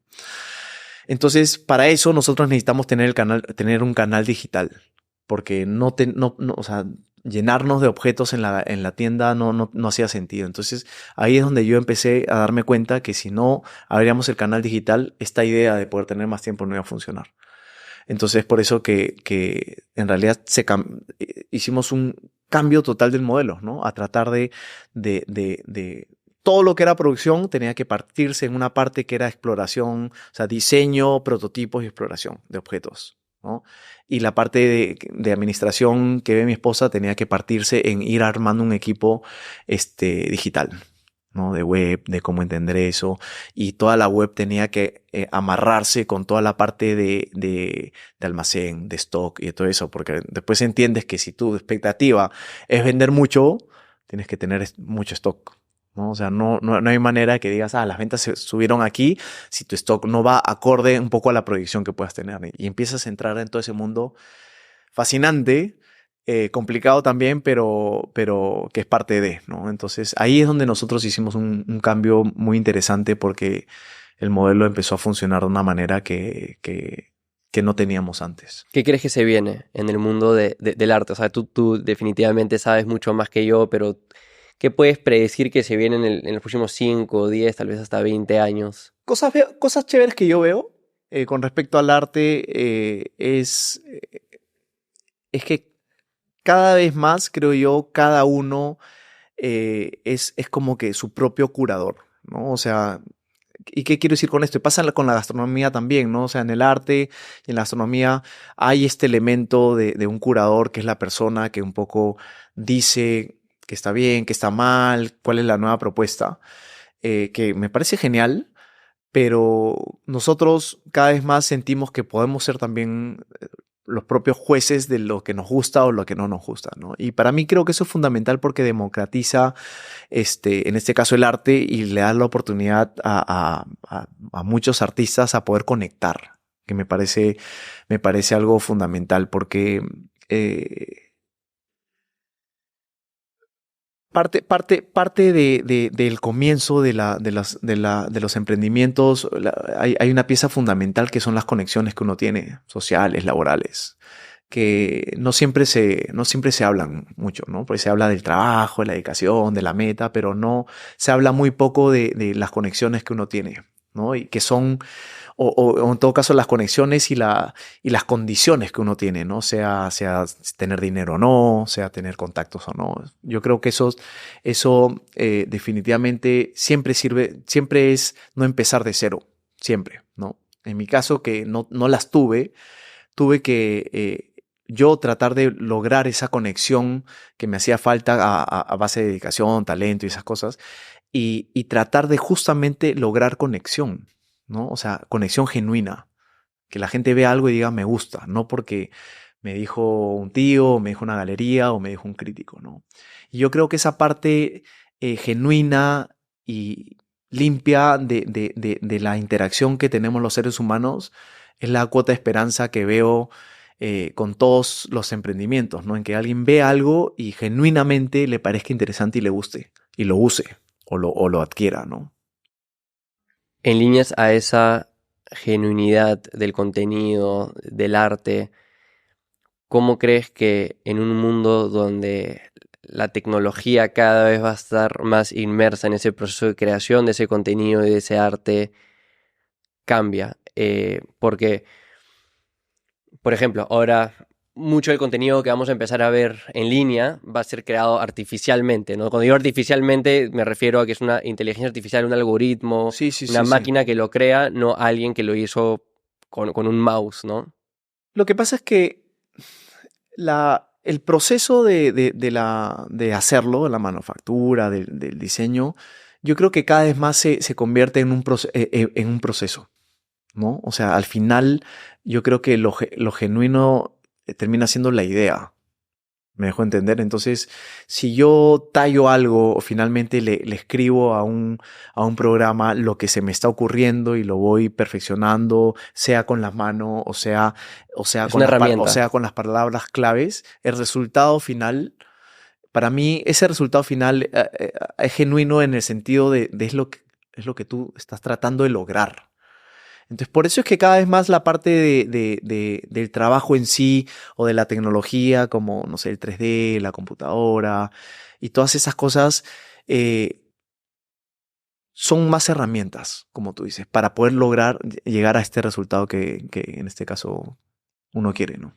Sí, creo que definitivamente vamos a estar más inmersos en ese mundo de cosas que no han sido creadas, digamos, de manera pura por un Exacto, humano, exacto. pero creo que a la vez va a haber casi como un retorno, va a haber una necesidad, la gente va a querer casi como contracultura más esas cosas que son a mano, ¿no? Por ejemplo, en la última década o par de décadas hablaba de, oye, la gente ahora ya no escribe cartas a mano, ahora mandan correos o mandan chats, entonces de cierta manera se volvió más especial cuando alguien te escribía algo a mano. Sí, De alguna manera me imagino que va a haber lo mismo en el mundo del arte. yo siento que Tiene que haber. siempre ha habido, es porque cuando en un momento se puso muy, muy fuerte la moda del arte conceptual, en donde no se tallaba, sino era alguna idea o algo. Se hablaba mucho que el arte tradicional, pintado a mano, tallado, tenía mucho más relevancia. Imagino que lo tuvo. Este, pero al final yo creo que es como un concepto, porque al final la relevancia la da uno. O sea, hay gente que apreciaba la idea y hay gente que apreciaba la manufactura. Pero de nuevo, estás hablando de apreciar de pronto un proceso, no necesariamente la idea final, ¿no? Yo creo que por ahí va la cosa. Hay mucha gente joven que nos escucha, o gente que quiere sacar adelante sus negocios de todas las edades. Entonces quiero hablar un poco de las recomendaciones que tienes para alguien que quiere vivir del arte o de algo propio, algo independiente. Para alguien que recién está empezando, o sea, que seguro hablas con personas Sí, muchísimo, muchísimo. Mira, yo diría más que del arte, ser independiente. Es casi lo mismo ya. Porque en el caso, por ejemplo, del arte, tú tienes ciertos elementos, ciertas herramientas con las que cuentas, ciertas ventajas, ciertas desventajas. Por ejemplo, en el caso de la astronomía, que también es un proyecto que hice, era muy parecido y dentro de las desventajas, para poder entenderlo rápido, es que habían cosas perecibles. Entonces, ya con eso te cambia un poco la estructura de modelo. Y así, dependiendo de las profesiones. Eh, una de las cosas determinantes de ser independiente, emprendedor, es el tema de tu jefe, ¿no? Te puede tocar, o sea, tú puedes ser un jefe muy chévere y muy permisivo y que te deja de pronto llegar tarde, levantarte tarde y eso, que va a retrasar de pronto tu proyecto, ¿no? O puede ser un jefe muy riguroso que va a exigirte y exprimirte para que puedas tener un mejor comienzo o un mejor desempeño, ¿no? Entonces yo creo que lo clave es ser un jefe, pucha, lo más chévere posible, lo más riguroso posible, ¿no? Porque no hay otro, eres tú. Y yo creo que es fundamental lo que hablamos hace un rato, es trazar la meta, ¿no? Porque la meta te da la dirección. Y después de eso es poder entender eh, cuál es ese camino. Y si es que es posible que tú lo camines, porque eh, si tú entiendes dónde estás y qué tienes, y te das cuenta que ese camino es un camino que necesitas viajar, necesitas conocer personas, tales personas en particular, necesitas, no sé, vestirte de una manera, ir a tales sitios a almorzar o comer o a tales fiestas, tú no tienes los recursos. De pronto esa meta que tú tienes es como, no hay manera que llegues, ¿no? Y si llegas, de pronto es porque vas a tratar de ver cómo buscas atajos o le sacas la vuelta a ese camino, ¿no?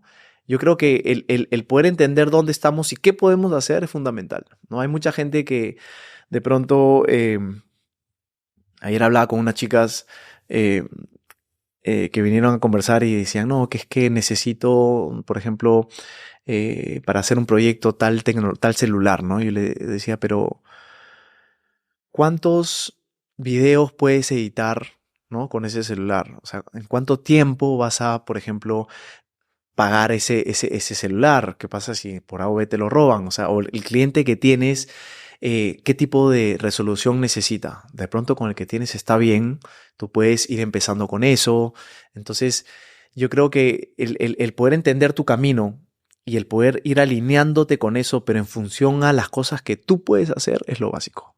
Porque lo que te gana es querer hacer cosas y de pronto o te endeudas o gastas todos tus recursos y después entra una frustración porque no estás en cero, sino estás en rojo y estás sin dinero y estás en esto y ya no puedes avanzar. Entonces yo creo que ir a paso firme y sabiendo qué camino es el que puedes caminar. Porque yo en ese sentido de pronto algunas metas he dicho, a ver, quiero esto, a ver, ¿cuál es el camino? No hay manera que pueda hacer eso. No tengo el tiempo o tendría que hacer 3 viajes, no los quiero hacer o no los voy a hacer. Entonces, a ver, ¿qué otro? Ya, este. A ver, sí, ese es, lo camino, ¿no? Yo creo que a mí eso me ha servido mucho en mi carrera y me ha ayudado a no tener tantas frustraciones de pronto, ¿no? Porque más o menos sabes que son cosas realizables, que no son cosas que voy a reclamar porque no tengo dinero, porque no tengo tales contactos, ¿no? En retrospectiva, ¿cómo tú ves que se fue formando tu propia marca como artista? O sea, tu marca personal, de empresa. ¿Qué ayudó en ese proceso? Ayudó a no ser tan consciente, a no estructurarme tanto en función a cómo quería yo que me vean la gente. Porque en toda la primera etapa yo simplemente necesitaba de pronto vender, necesitaba que me vean, Entonces, cuando esas premisas están por encima de cómo quieres que te vean, básicamente tu vida se traduce a puro trabajo. Y probablemente también el hecho de tratar de controlar mucho cómo quieres que te vean hace que seas menos único, porque probablemente lo estás haciendo bajo una referencia medio que es casi que copiándote. Totalmente. Y la verdad es que y también menos útil porque estás sentado pensando nada más cómo quieres que te vean. Y todo el día estás pensando y así, y así, y si pongo esto y si hago esto y si hago... Entonces, en mi caso, sí, o sea, no te voy a decir que no tenía, o sea, mejor dicho, tenía una idea de cómo quisiera que me vean, pero no tenía el tiempo para modelar mucho esa idea porque decía, no, tengo que terminar esta escultura, tengo que hacer esto, tengo que hacer lo otro. Entonces, pasé mucho más tiempo haciendo en la primera etapa que pensando, porque tenía 3 cosas y esas 3 cosas tomaban demasiado tiempo en el día, ¿no? En los meses, en los años. Entonces, eso yo creo que es fundamental, ¿no? O sea, hacer una lista muy corta y poner las prioridades. A ver, tengo estas 5 prioridades y empezar a hacerlas en orden. O sea, porque la prioridad 1 es la 1, no la tachas hasta que no la acabas, ¿no? Y así.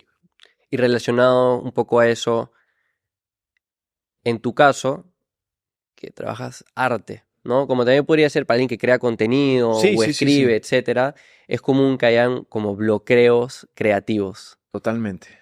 ¿Qué haces en esas situaciones? Porque no, tú has dicho ya, tienes que marcar lo que quieres hacer, no la pienses tanto, etcétera. Pero ¿qué pasa cuando ni siquiera tienes la idea de qué quieres hacer? Sí. Mira, yo tuve la suerte de siempre estar con un trabajo adelantado.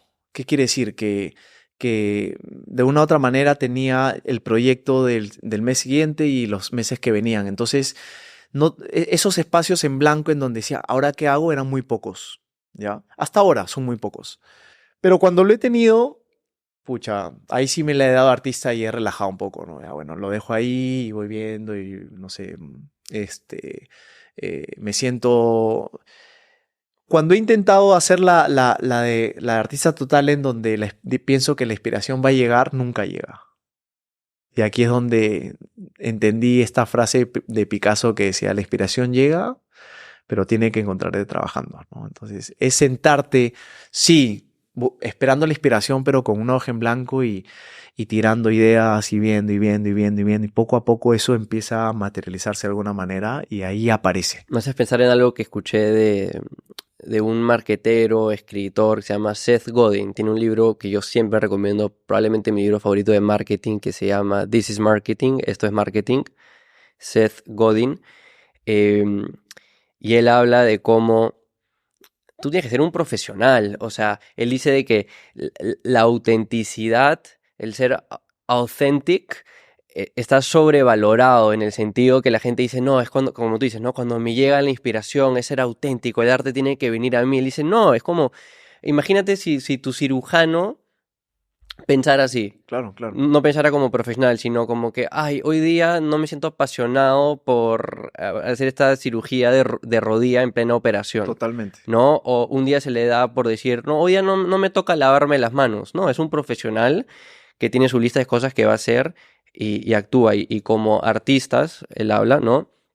Hay que ser de la misma manera. Él dice, yo escribo un blog post todos los días, hasta los días que no me provoca. Y creo que si entras a su blog, literal, como que por 10 años no ha fallado un Claro, día de claro. escribir. Y obviamente hay días donde sale una pieza increíble, una escritura increíble, y hay otros días donde sale cualquier mamarracho, pero ese proceso de hacer, como tú dices con Picasso, es lo importante. Es que lo que tú has contado, mira, lo había olvidado, pero es fundamental, fundamental, porque yo recuerdo en la primera etapa, yo siempre, o sea, por momentos tiraba como que tiraba todo y decía, no, no funciona de esta manera, porque, y lo vas a escuchar mucho de creativos que te dicen, la madrugada es el momento. Y yo te digo, la verdad es que es el momento, porque es un silencio totalmente distinto. Y tu cerebro es como que empieza a conectar, sí, y es muy, y funciona mucho.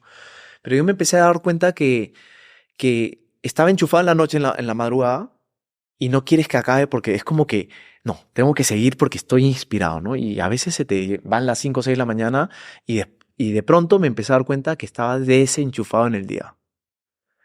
Y dije, el mundo funciona de día.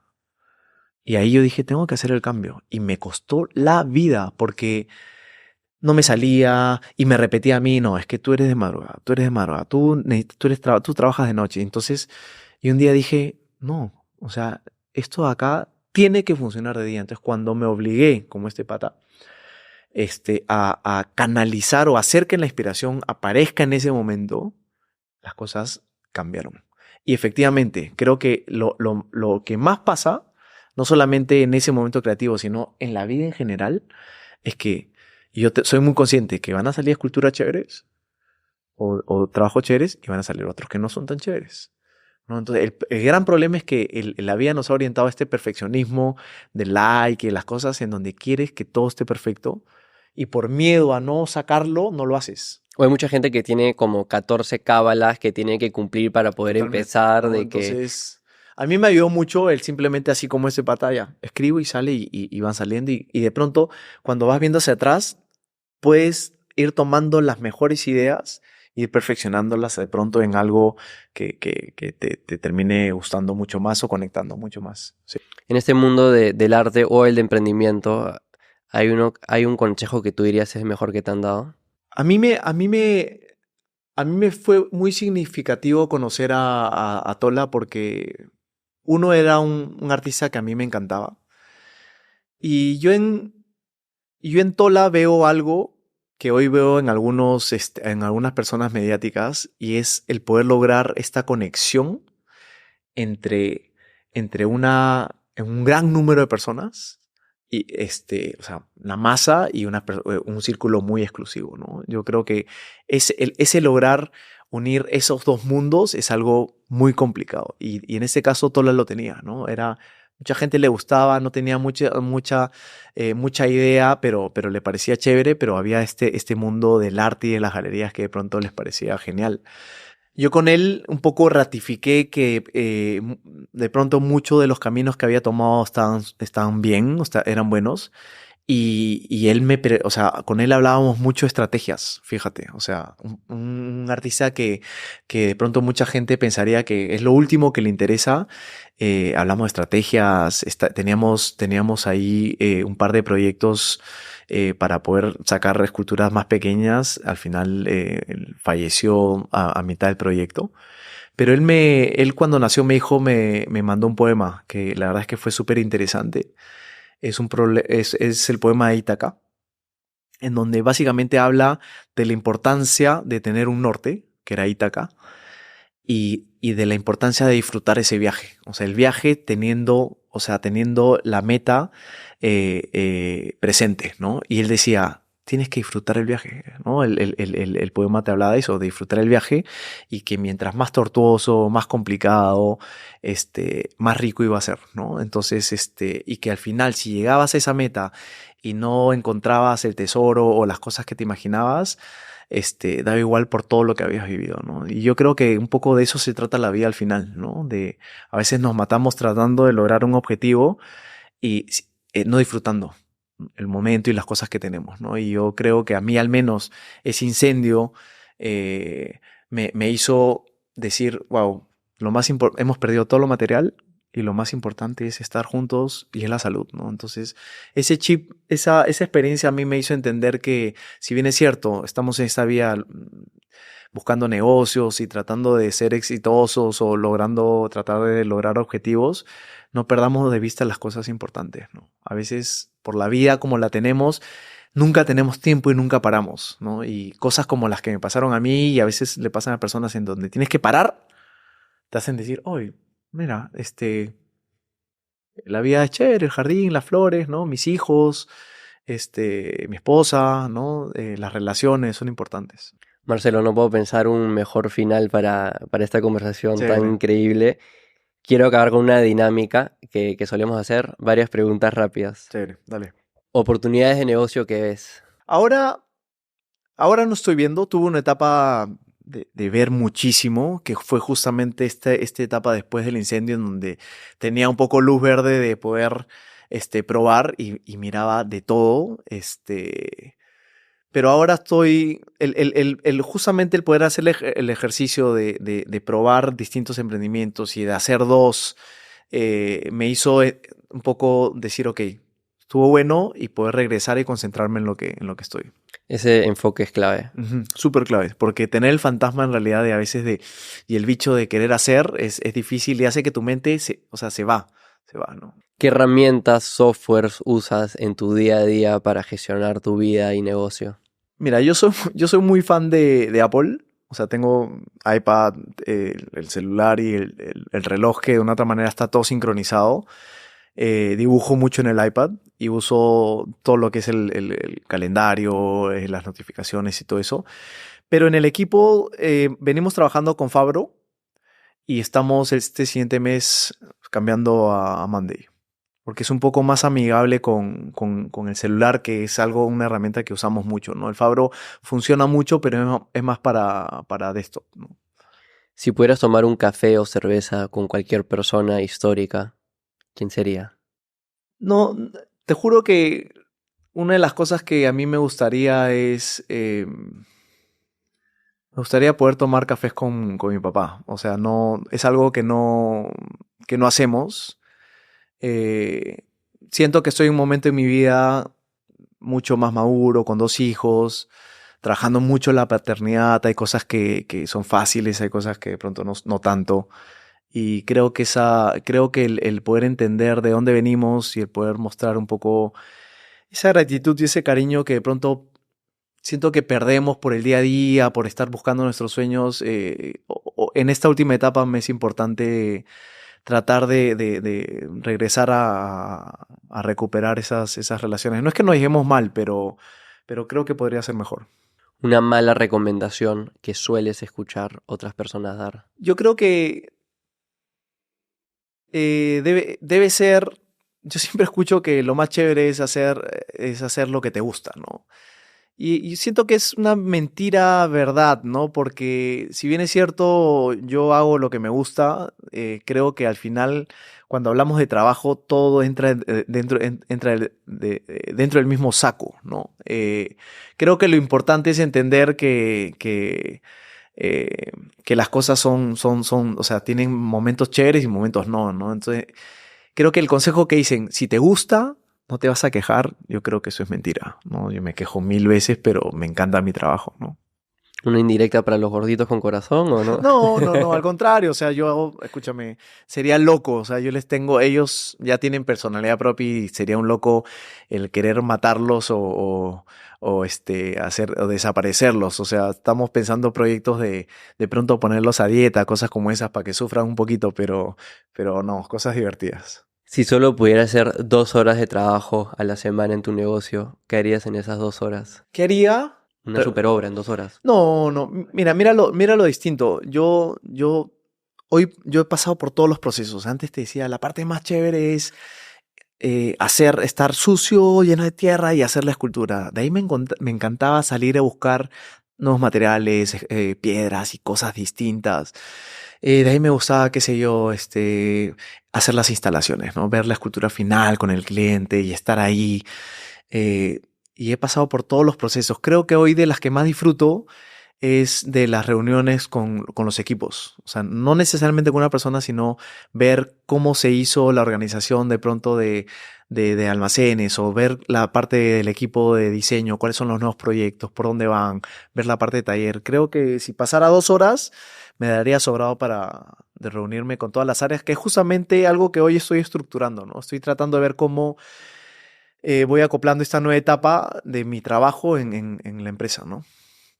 Si tuvieras que tener otra profesión, ¿cuál sería? Creo que te hubiera dicho chef o algo así relacionado a la astronomía hace algunos años, hoy no lo diría. Creo que me encanta el tema de asesoría, de hablar de proyectos, de ver cosas como estas. Sí, me gusta mucho. O sea, el analizar modelos de negocio, oportunidades, ver cómo se puede reestructurar algo para que pueda funcionar, ¿no? Vamos a llamar a McKinsey. Mejor compra de $100 o menos. No tengo ni idea. Para hacer tu arte, ¿cuál es una herramienta así, la básica o la que más te gusta? O sea, hoy uso mucho el iPad. ¿Qué nuevo hábito del último par de años ha sido el que más te ha ayudado? Ese sí es porque he cambiado. He incorporado el deporte en mi vida, que es algo que traté de hacer por, no sé, 15 años o 20 tal vez. Hice mucho deporte chico y después lo dejé. Y lo trataba de recuperar poniendo el deporte en los momentos que tenía libre, y no me funcionó, y ahora lo puse como prioridad y he acomodado todo en función a eso, y ahí me ha funcionado. Y eso ha desencadenado, pucha, mejoras en alimentación, mejoras en ritmo. O sea, la verdad es que me he sorprendido un poco, me ha dado mucho más energía, eh, Menos estrés. menos estrés. Sin embargo, o sea, considero que es complicado. Creo que para poder incorporar el deporte necesitas tener ciertos niveles ordenados en el trabajo, en eso, porque al final el deporte, bueno, hay esta idea de que me relaja y no me voy a relajar si es que no tengo todo ordenado, pero creo yo que si hacemos el esfuerzo de ponerlo un poquito adelante, todo ese estrés que sentimos que tenemos en el trabajo se podría solucionar. Hay que En priorizarlo. alguna manera. Sí. ¿Libro que más has recomendado? Hoy no leo mucho libros, veo muchos podcasts de entrevistas, porque trabajo escuchando, pero de los que más me gustaron, el que más me gustó fue la biografía de Jobs, ¿no? De Walter Isaacson, porque el primero que leí fue uno que era un poco más corto, que creo que se llama El camino de Steve Jobs, de J. Elliot, que es un resumen muy chévere de su vida, pero creo que en la biografía te das cuenta que toda genialidad viene con su lado oscuro.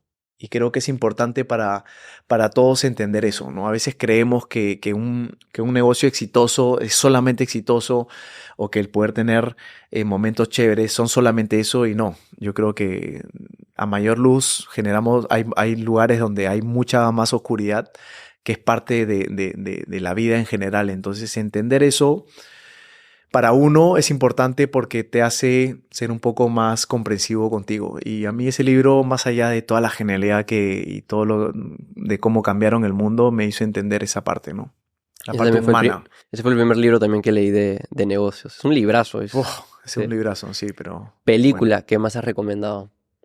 No veo mucho, pero a ver, para que te des cuenta de un poco lo que veo, una de las últimas que he visto que me han encantado ha sido The Founder, esta de McDonald's.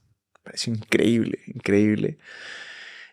Porque son películas que yo siempre digo, las recomiendo y me dicen, no, pero yo no tengo nada que ver con gastronomía o no tengo nada que... Digo, escúchame, es que con esto acá puedes entender cómo Resiliencia. puedes, uno, tener resiliencia, dos, puedes entender un negocio, tres, puedes entender el valor de la marca, puedes entender el valor del hacer diseño, Procesos. o sea, por el proceso mismo, ¿no? El poder entender un negocio y ver cómo lo cambias desde adentro, ¿no? Entonces...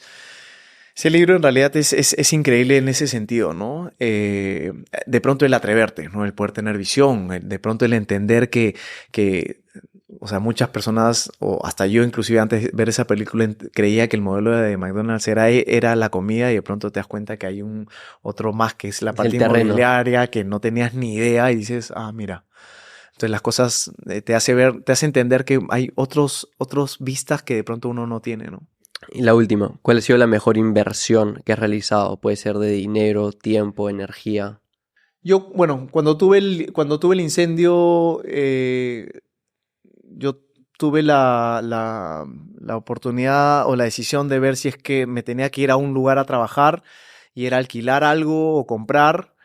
Y al final terminé comprando un terreno muy grande, un poco lejos de Lima. Y hace algunos años pensaba, pucha, creo que fue una mala inversión. Pero han pasado tanto tiempo y sacando la cuenta de lo que me hubiera, por ejemplo, costado un alquiler, me di cuenta que había más que sobrepagado el alquiler y me pareció súper chévere porque no es algo que lo tenía consciente.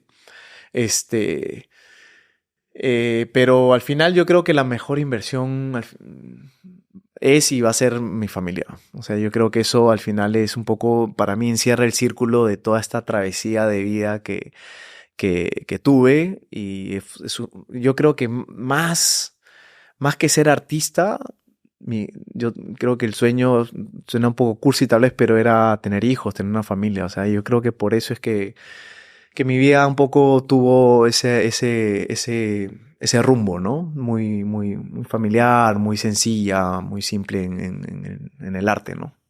Falta la pregunta del invitado anterior. ¿Qué tendría que pasar en los próximos 10 años para que estés orgulloso? Una muy buena pregunta. Y yo creo que, bueno, hay dos caminos, que uno es el profesional y el otro es el personal. Y yo creo que en el profesional de pronto es seguir haciendo lo que hago. 10 años es bastante. Vamos casi 20 y serían 30 años de hacer arte que no ha sido nada fácil y me parecería increíble poder seguir haciéndolo. Y lo otro es poder ver mi hijo va a tener 20 en ese momento, tratando de verlo feliz, estudiando, espero yo, y con una expectativa de la vida por todo lo alto. Creo que hoy como padre te das cuenta que todo el trabajo que haces es justamente para que ellos puedan tener ese camino tranquilos. No quiero usar la palabra fácil porque creo yo que eso hoy hace que algunos no entendamos la vida como es, que es difícil, pero que él la pueda ver con las mayores herramientas posibles, que es lo que tratamos de darle ahora, ¿no? Marcelo, muchísimas gracias por esta conversación. Como te dije al inicio, la quería tener hace tiempo. He tenido tu arte ahí presente en mi vida, en el hogar, desde muy pequeño. Siempre me ha gustado. ¿A dónde quieres derivar lo que nos escuchan? Básicamente manejamos el Instagram, ¿no? Por ahí estamos haciendo toda la comunicación. Y nada. MarceloWong.com también. Marcelo Wong Oficial. Marcelo Wong Oficial en el Instagram. Y bueno, encantadísimo. Yo la verdad es que te sigo hace bastante tiempo. Hace un rato dije que veía podcasts y sigo tus entrevistas a los invitados. Me hacen un poco ir entendiendo, ir haciendo cambios en el modelo, ir viendo las cosas que he acertado. Siempre pensaba, pucha, sería chévere ir, pero no veía un poco que lo que hacía podía estar acá y en el tiempo he ido viendo que no solamente, bueno, se tocan temas de tecnología, sino también modelos y diseño de negocios y de vida que me parece genial y que, pucha, sigue haciéndolo porque me parece súper chévere. Ahí con todo, la vamos a repetir. Ok.